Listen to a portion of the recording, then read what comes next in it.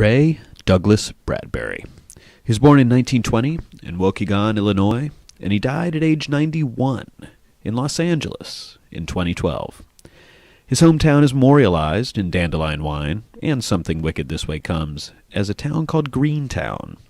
He sees it as a safe place, a place of childhood. Yet odd things happen. His family was working class, and they moved between Waukegan and Tucson, Arizona several times as his father was able to find work. Eventually they moved in 1934 to Los Angeles, where they stayed.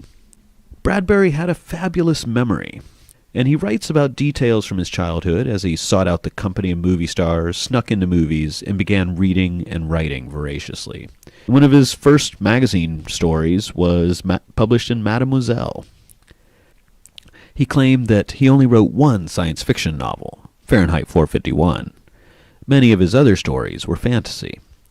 He resisted calling himself a science fiction writer, instead believing that he was merely a writer, like any other.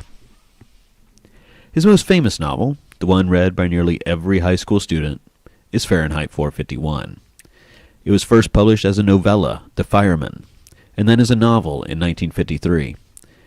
It is considered a dystopian novel, where firemen burn books instead of saving houses. Reading books is illegal because they make people unhappy. People really just want to be happy, which means that they want to be entertained.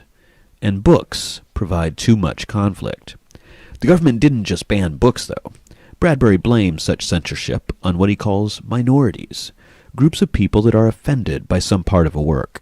Ironically, Fahrenheit 451 too, has been one of the most banned books in the United States.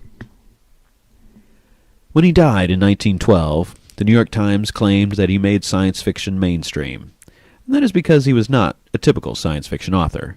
Instead, he was more like a mainstream author that used science fiction.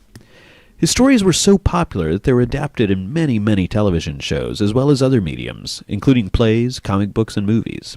He received many honors as well.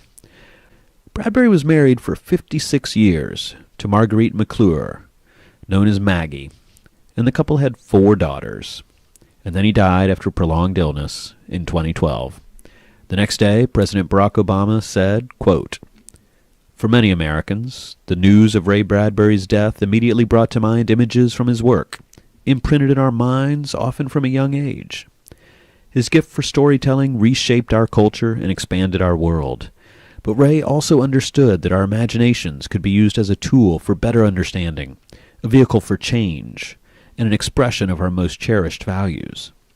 There is no doubt that Ray will continue to inspire many more generations with his writing."